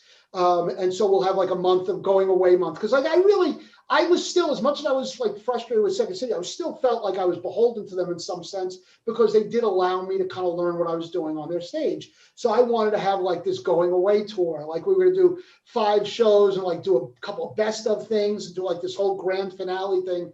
And I remember like they made us pay, like we had to pay for some rehearsal spaces there because like we took so much rehearsal spaces for free that like there was one space a week we had to pay for. So I had to come in to bring in my credit card to pay for it, and they wouldn't let me go in the office to pay for it. And they made me get one of my actors to walk in there and pay with the credit card.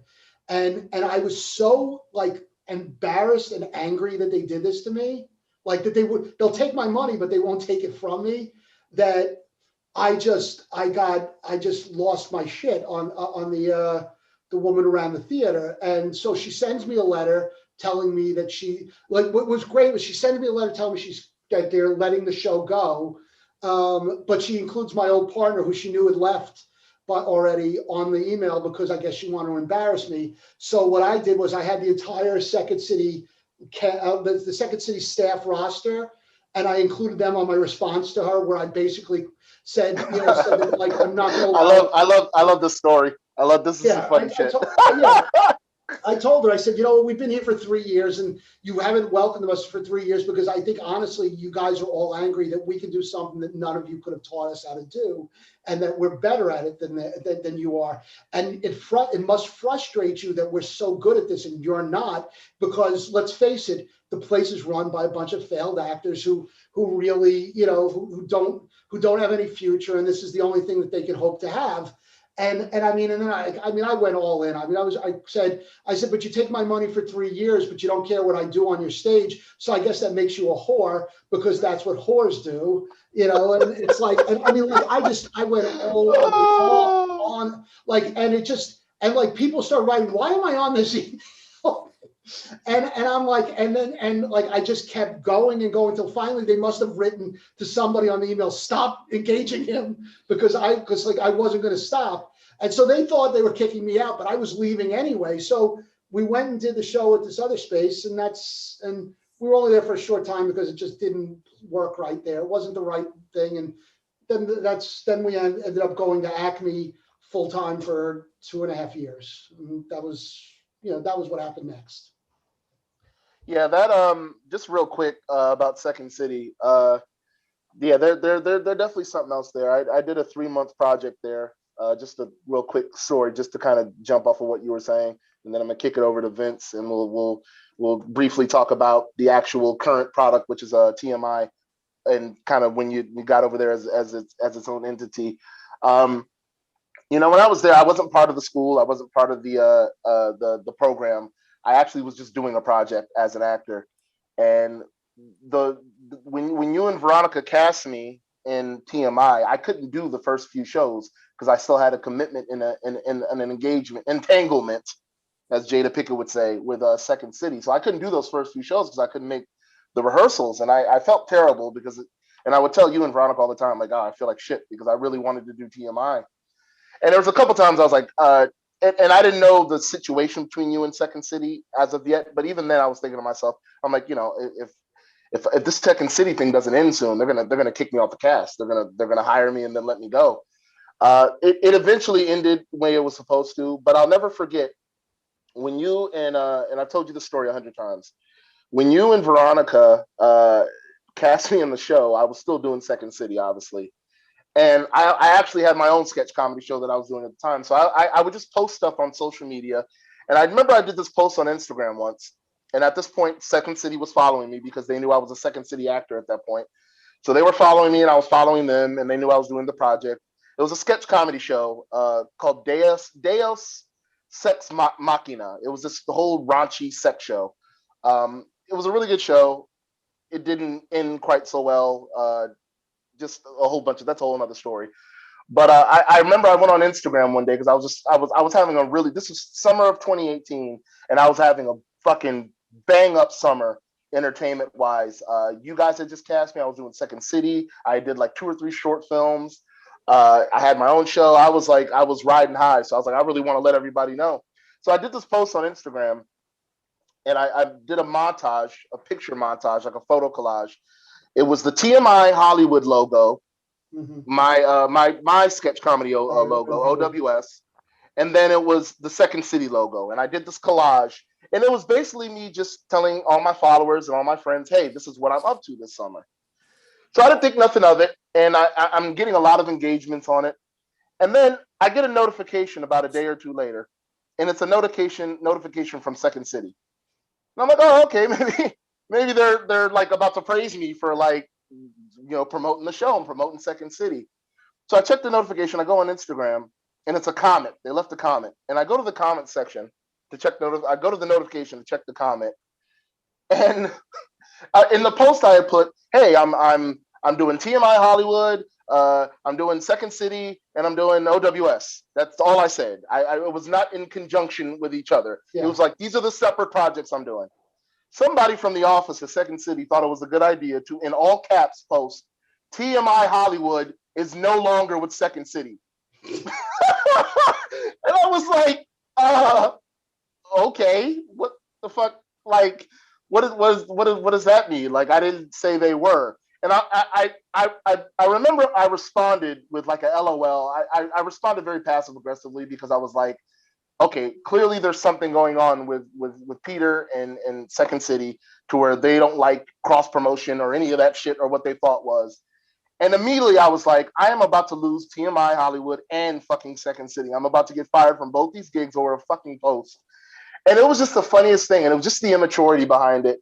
And just when I was at Second City, like the project was great. It's something I could put on my resume as a comedian. I enjoyed the experience with the exception of a few things. Don't want to get into that. But literally, as you said, Peter, like when I was there, the 2-3 months I was there doing this project, the arrogance and the I don't want to say prestige, but the arrogance and the condescending nature about that place was so thick in the air. And I wasn't even a part of the school. I was literally just going there as an actor to do this project. It was so thick you could literally cut it with a knife. And I felt like I had to walk on eggshells being in that place. And again, great experience. I don't want to talk bad about Second City. I can't help but concur with your notion that they really be feeling themselves, man. No, Like they literally think they're the tell-all be-all, and I just was like, wow. They're feeling themselves. It said, look, Second City as an institution is comedy. I mean, like Second City, if not for Second City, you don't have Saturday Night Live. You probably don't have so many people in comedy from the people that we all grew up watching. If there's no Second City, that doesn't exist. And all the places that came out after it, the IO West, the IO, which is IO it's just IO in Chicago, but IO West, it's now closed here. UCB, those were all started by former Second City people. Del Close, who started IO, that he was a Second City guy from the 50s. I mean, like Second City started the version of comedy that is still the most important part of comedy today. No lie about it. Now that's the institution. The problem is there's a big difference between, if you look at like the perfect example, you could say that Donald Trump was the president of the United States recently, but that doesn't mean that the institution of the presidency is equals Donald Trump, if that makes sense. It's like Donald Trump might have had a title, but it doesn't mean that he held up the same standard as what the institution of the president of the United States does. And so, pretty good metaphor. Yeah, and so Second City as an institution is the White House of comedy. I will argue to my death that as an institution, it is the most influential comedy institution in American history, without a question of a doubt. I mean, you can go back to Greek times and say that like some of the Greek writers were the guys who actually started comedy, and yes, but that has nothing to do with this. The kind of comedy that we've existed on, every major comedian that we've seen over the last 40 years somehow or another has a connection to Second City, the institution. Now, what happens is when you're an institution, you do end up having, like, listen, the kid who brings the water out for the players for the Yankees still thinks of himself as one of the Yankees. Like he thinks he's part of the organization, but that just all he is a water boy. And again, without being like indignant in a way, there was a lot of water boys at Second City in Hollywood. There was a lot of people that I dealt with that thought because they had the institution behind them that they were the institution. And the problem was, what's funny for me was when I was there, the actual Second City Chicago liked me better than liked them, because the woman who ran Second City at the time, a woman named Diana Martinez, she was the president of Second City. When she came out, they would come out twice a year to visit the school because to visit Second City Hollywood because they wanted to see how like they were doing with the drives to get new students. So they would do twice a year. They would do like these free show nights where anybody could come for free, and that's where they were trying to sell people on taking classes. So the Second City, the Second City main people from Chicago would come to LA for those two times a year. The two times when Second City, when we were still there, that they were out there, Diana Martinez came and met me. She wanted to talk to me about what we were doing. She didn't care like about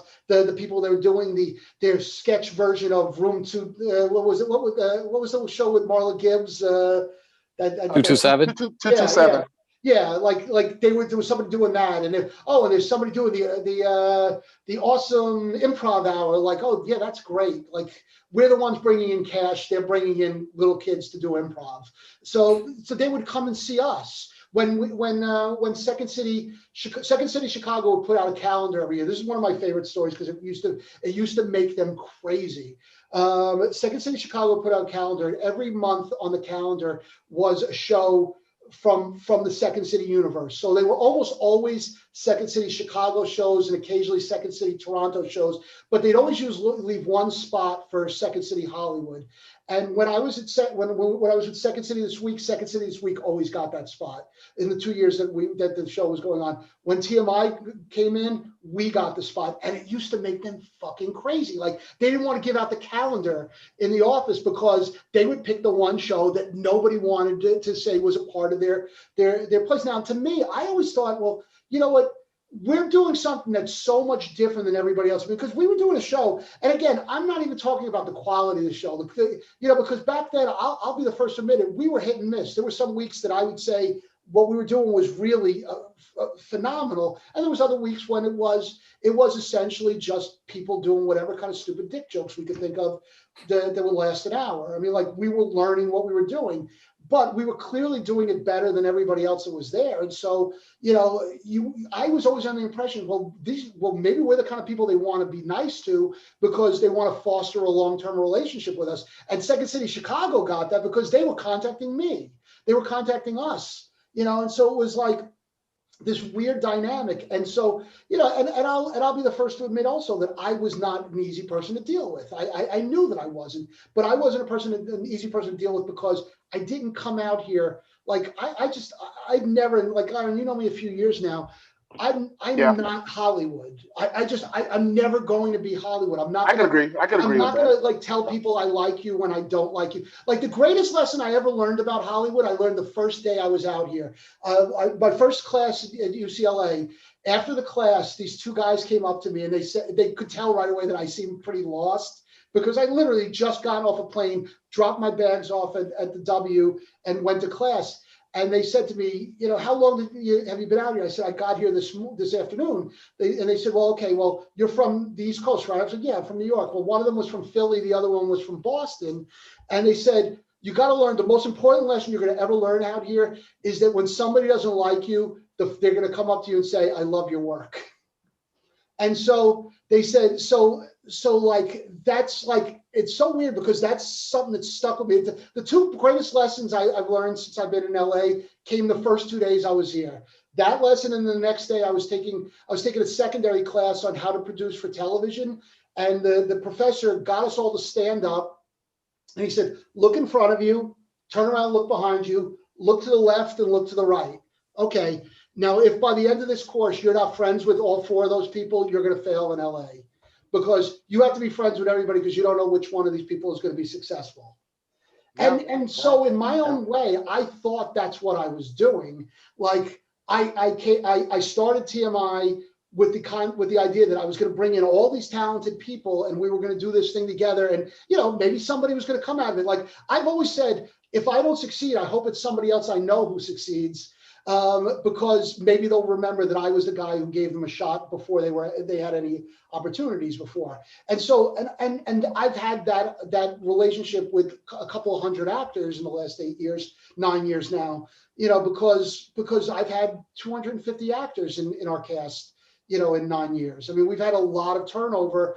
People stay with us for 2 years. Usually it's like school. You stay for 2 years. Some stay a little bit longer. Very few of them stay for even longer than that. The only one who stayed all this time died this year. So now we're down to, I have one original cast member left.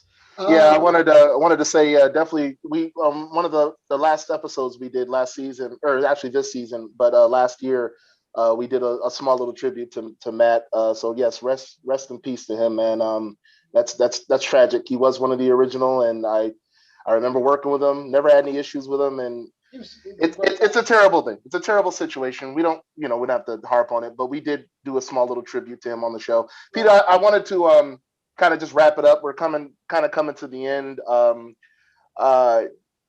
And I'm going to kick it over to Vince so he could ask whatever final question he wants to ask. But Vince, yeah, if you want to just go ahead and start the wrapping up situation, just so if you have anything more. So my question, as someone who's very hands-on with TMI, I looked at your website and saw you guys have and LAREN told me you guys have like a pretty solid size cast. Has that posed any difficulties for you in terms of like trying to fit people in or, give them enough stage time? I mean, not really, because you have, I think on our website, we probably have about 60 people on it. And to be completely frank with you, if and when we go back, that 60 is probably going to go down to 15, and then we'll rebuild from there. Because I really want to start over, start fresh, and just kind of like, if again, I'm not like LAREN, you said earlier that we're going to come back and start up again at some point, and we probably are, but there's also there's a side of me that's like, maybe we won't. I mean, I don't think that's the case, but I'm just, it's been a year that I've been away from doing it, and the sad truth of it is I'm not missing it as much as I thought I might. But no, the thing is, you have your people that you're going to put in as many shows as they want to be in.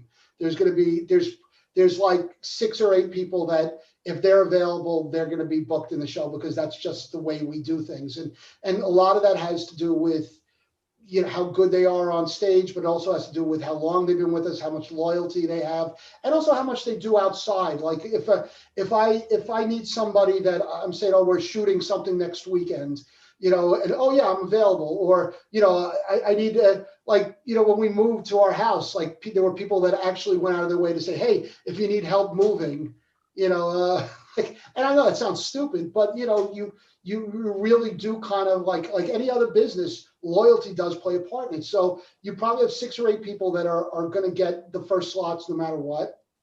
And then you juggle the other 6 or so that you're going to put in each show, because we'll usually have like 14 people in the cast every show. And so the thing is like somebody will come in and I'll say, okay, they haven't done a show in 6 weeks, so let's make sure they get a show next month. And this person was really good last month, so let's make sure they get 2 shows this month, just as an appreciation to say, hey, you did really well last month. And so that's always the thought process. And and there are people that'll come to you and say, oh, you don't cast me enough. And usually that's when I'll stop casting them altogether, because it's like, look, I know why I'm casting people the way we are casting them. And as an actor, if you don't know why you're not getting cast more, then you probably don't understand your value. Like, be more valuable and you'll get more work. And it's not just from me, I'm talking in general. Like, I've always been the kind of person who felt like what I do, because we're not on television, we're not like a big mainstream thing. I mean, we do a theater show that streams, it has an audience, however big or small it is, but it's also a really good learning opportunity, not just for me, but for them. And I'm always the first one to say, listen, if you want to be successful, you got to be the first person who shows up at a read-through meeting, the first person who's at a rehearsal, the last one who wants to leave, and the first person will tell me any week you need somebody, I'm available. And not just because you can't get work other places, but because you realize the value in what I'm offering over like the 10 other things that you could potentially be doing. And so I'll always value those people over somebody. Like, there's people that are really good, talented actors that I'll use less, because I don't like the fact that they only are available to do a show and they're not available for anything else. Yeah. Like, they're not available to when I need them for something. They don't come to the bar after the show. Like, you have to like, and again, to me, even the bar after the show is a learning experience, because if you're not good at listening to other people's bullshit, like, and trying to even pretend to be like having a conversations with people, you're not going to succeed.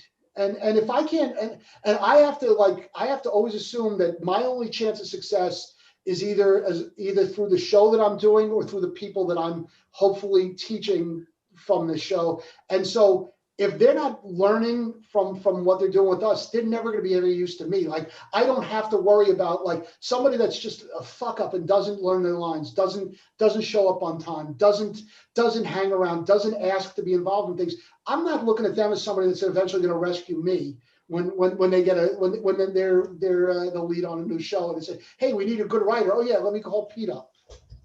Yeah. So yeah. It's got to go both ways. So no, I don't really have that much of a problem. Casting is usually the least of my problems. Yeah. And it is a trying situation. You know, I've witnessed it firsthand being part of the cast. Doing it month to month the way you guys are doing it. And having such a large cast, it's hard to be able to spread that material out sometimes. And like you said, as an actor, you got to kind of take it with a grain of salt. You know, I mean, anytime since I've been on the cast, if I felt a certain way, I've always approached you from a professional standpoint. I've never really took it personally. It was just I just always wanted to be a better actor. So anytime I was like, "Hey Pete, like, hey, is there something wrong?" It was because I was trying to improve myself. It wasn't so much where I just was like, "Well, I think he's being an asshole towards me." You know, I understand the process, and I knew what I had to do as an actor and as a comic to gain and be humble, but to gain your trust and Bill's trust and Veronica's trust to do things. But I want to say, and then we're gonna kind of wrap this up. And I can only speak for myself. There's only a few things so far in my entertainment career I could say that were the best experiences for me, or the greatest things to happen to me, because I feel like I still have a lot more to gain and a lot more to do. You know, Lord willing. You know, I know we're in a pandemic. Hopefully, this will go away. But there so far, and there's a couple more, but I'm only going to name three. There are three things that have happened to me in my entertainment career that are a best of. To the three greatest things that have ever happened to me. One was being signed to a record label called Broken Complex as a rapper, singer, songwriter. I got so much out of that. That was one of the closest times I could ever say I really became close to being famous or successful as a musician. That's from a musical standpoint. Another was I did a show at the Comedy Store. I did a set at the Comedy Store in 2018, that same summer, and I had to follow Bill Burr, and he literally went up for 40 minutes before me and killed it. And I thought I was going to get bumped off the. I thought my set was going to get bumped, and it wasn't. And I went up there and killed. He actually helped me. So to follow a famous comedian and in the belly room at the Comedy Store is an amazing thing. And then after that, I would have to say TMI Hollywood is one of the greatest things as an entertainer to happen to me, just from experience, the things that I've done, and it is an accomplishment. And I just want to say thank you for that, for contributing to something that I've always wanted to do. Growing up, I've always wanted to be a comedian and a musician and an actor. Those are the only three things I've ever wanted to do since I was a kid. Was those three things. From a comedy standpoint, all I ever wanted to do was do stand-up, and I wanted to be on sketch comedy shows. I used to watch that show, All That, as a kid on Nickelodeon, and I would just sit there and fantasize and dream. I used to watch In Living Color. I'm not big on SNL too much, but anything like that, Mad TV, I just would fantasize. And it took some time, and it took a couple, I've been a part of situations to where I experienced something I somewhat experienced with TMI, but until I joined TMI, I had never experienced something not only that professional, but that well written, that well oiled, and something I could actually be proud of on my resume. Even my own sketch comedy show that I tried to launch, I'm not near as proud as that as I am with the accomplishments I have been able to, thanks to you with TMI. So I just want to humbly say thank you for the experience. I really do hope we're coming back. I hope when you do narrow down the cast, I hope you still keep me in mind. I definitely want to have a future with the show. And I just want to thank you, for the experience. Very nice. Thank you for saying those things. And it's the truth. Definitely my top three greatest things to happen to me. And again, thank Veronica as well, and Bill. You guys you've been very gracious, and I've told you this before, especially right around the time we had our last show, which oddly enough was the day of the shutdown, March 15th. I'll never forget that date. 2 hours after the show, we got the. Literally, that's when our last show was. Not even 2 hours. It was literally an hour after the show. We were wrapping right after the show. We were wrapping up, and that's when we got the news of the pandemic. We had the news of the pandemic. That's when we had the news of the shutdown. Yeah. but I express myself that, you know, Vince has to deal with my shit all the time. I'm a huge ham. I'm very outspoken. I love to put on a show. I'm an entertainer's entertainer. So for you guys, Vince, I'm including you in on this as well. For you guys to deal with all the grandstanding I do, I appreciate it. But as far as TMI, I always am humbled to that. So thank you again. You know, Peter, appreciate it. And thank you for coming on the show. Vince, is there any last parting words before we head to the outro? No, just very, very enlightening, interesting stories. It's always great to hear like sort of like these war stories from people who have been like at it for a while, and some sound advice as well. So thank you so much for coming on the show. I know it's been a long day for you. So thank you. Go get some rest. And this again, please. Yeah, who the fuck wants to see this mug after LAREN, a long really day? quickly, the next time somebody says to you, you know, I'm available all next week because we're off, that usually means that he didn't want to do the show this week. I asked you. I did. I was like, hey, would March be better? And you just so Vince knows. I wrote that to him, and his answer was, no, next week's good. Okay. So that was LAREN not listening. Oh, in my defense, I did give him the option of the first week in March, and he's a trooper, so I appreciate that. And for that, thank you very much for taking the time, man. Okay. I try to keep this as narrow down as, you know, we've been here almost 2 hours, and you've been a trooper, Peter. So thank you for that. Okay. And you guys, with that being said, to all our viewers, that was our guest, Peter Aiello, TMI, Hollywood. You know, anything you want to I think he's gone.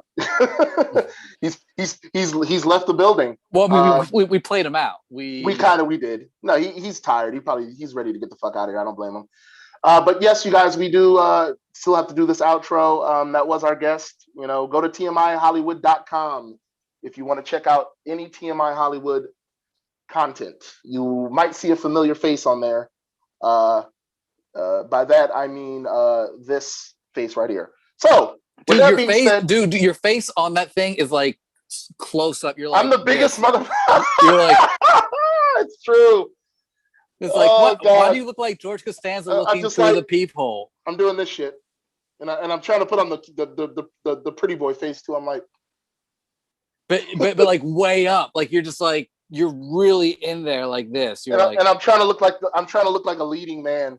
Because you can't click on it. Like you can't. There's like, if you click on it, like other people have bios. You click on yours, like your picture doesn't go up. Well, there's no bio. There's a few of them. There's a few of them like that. I checked the other day. There's a bunch like that. I tried clicking on a lot of them. There's about 20 or 30. Yeah, the reason behind that is a lot of bios are dated and need to get revamped, and I think mine was one of them. So I checked the other day and I was like, my bio that I had on there is not current at all. So, but yeah, you're right. There's a story behind that. That was really the only like headshot-esque picture that he liked at the time, and I was just like, whatever. It also makes me feel good being the ham that I am, where I'm like, fuck it, you get this. I'm the biggest fucking face you see, you know. So I'm cool with that. But folks, that was our show, episode 8, season 2. Yay! We're gonna go ahead and take it out because this has been a fairly long episode. It's gonna be a pain in the ass trying to edit this, but we'll figure it out. We'll get her done. And with that being said, you guys, I am your host with the most. I am the man with the master plan, the ruler of the world. As said by Psycho Sid in 97, 96. I think he said it in 95 too. I am the high-flying, jet fucking flying, as said by Ric Flair, limousine riding, woo! The jabroni beating, pie eating, son of a gun, as said by Dwayne The Rock Johnson. I am the Sprite in vodka drinking. See that? Ooh, look at that vodka. It's some off-brand bullshit, but who gives a fuck? You know, fuck you up. I got some 7-Up to go with that, baby. You guys, I always say this. I've upgraded. It used to be the little pump. Now it's a spray, sanitizer. It's a pandemic. It's not over yet, you guys. We're still here. So yeah, look at that. That's how you do it. You hit it, and you put it under the chin a little bit. Use it as cologne. The man with the master plan, the rapping, tapping actor / comedian / everything that's your favorite by your grandmother, your mom. They all love me. Even your aunts love me too. I go by the name of LAREN Maxstar Moore. And I am Vince Eustace, aka the guy who's gonna hit up Peter Aiello's inbox and convince him to replace LAREN Moore with me on the TMI cast if it comes back. So wish me luck. Haters gonna hate, lovers gonna love.